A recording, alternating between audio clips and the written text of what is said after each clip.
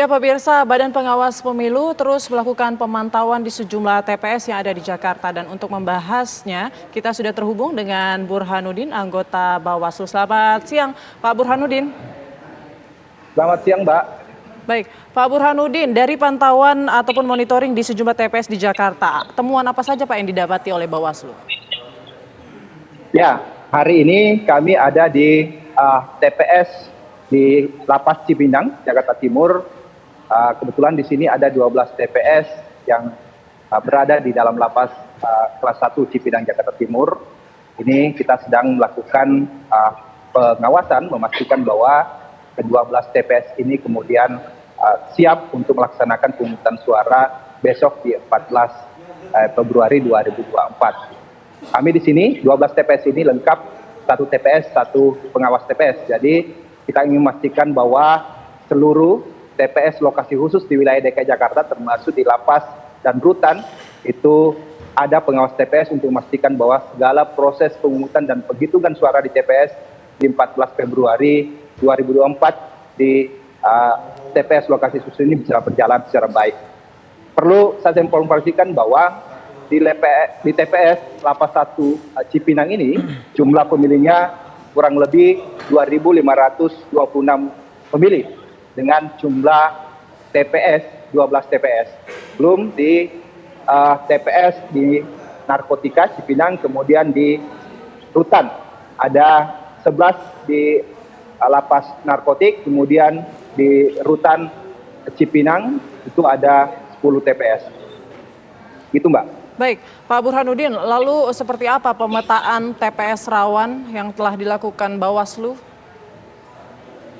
Ya, Bawaslu telah memetakan TPS rawan se-DKI Jakarta itu kurang lebih 11.000 TPS dari 22 kategori yang kemudian sudah kita petakan. Salah satunya adalah terkait dengan TPS yang berada di lokasi khusus, yang ada di lapas, yang ada di rutan, yang ada di apartemen, yang ada di tempat-tempat yang misalnya panti dan sebagainya. Itu sudah kita petakan, kita ingin memastikan bahwa segala kerawanan-kerawanan pemilu yang terjadi di TPS-TPS ini tidak terjadi di tanggal 14 Februari nanti. Memang salah satu yang menjadi kerawanan itu adalah terkait dengan adanya daftar pemilih tambahan yang cukup besar.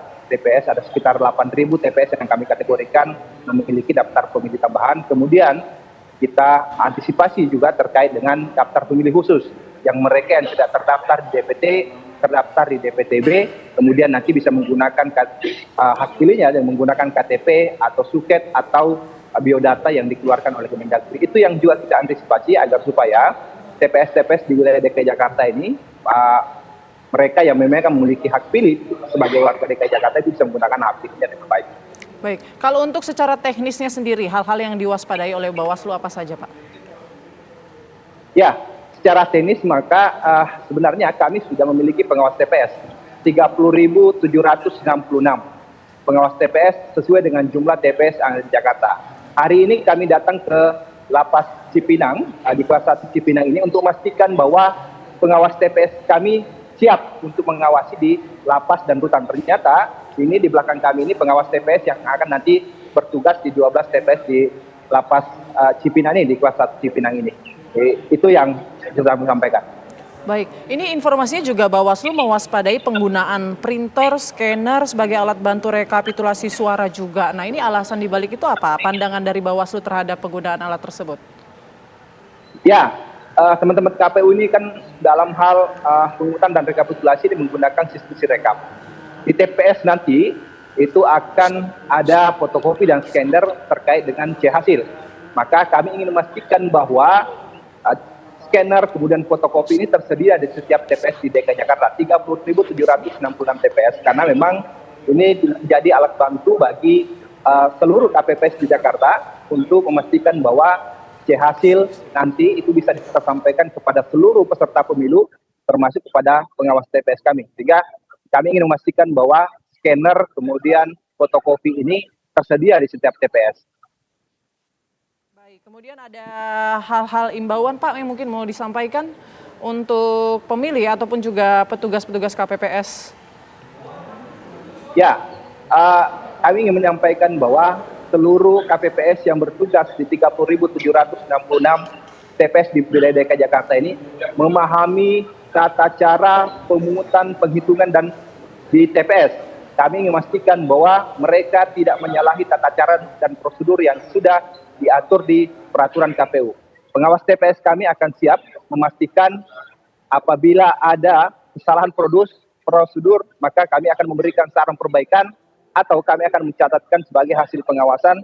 Jika memang nanti di TPS ada orang yang tidak seharusnya menggunakan hak pilihnya di TPS tapi diperbolehkan oleh KPPS, maka kami akan menjadikannya sebagai temuan. Karena tadi sampaikan bahwa apabila ada orang yang menggunakan hak pilihnya tapi tidak memiliki hak pilih di wilayah DKI Jakarta, maka itu berpotensi terjadi PSU. Apalagi kemudian ada orang yang kemudian akan menggunakan hak pilih orang lain, maka selain potensi PSU juga potensi pidana pemilunya ada. Itu yang ingin kami antisipasi agar supaya di DKI Jakarta ini pemungutan penghitungan suara itu bisa berjalan dengan baik di pemilu 2024 di 14 Februari besok. Baik, terima kasih banyak informasinya Pak Burhanuddin selaku anggota Bawaslu. Selamat siang, sehat selalu Bapak. Ya. Baik, mungkin yang terakhir nih saya mau tanya ke Mas Usep adalah soal rekomendasi Mas. Singkat saja rekomendasi, mungkin rekomendasi khusus yang bisa diberikan Perludem untuk KPU mungkin ataupun juga pergelaran dari pemungutan suara ini.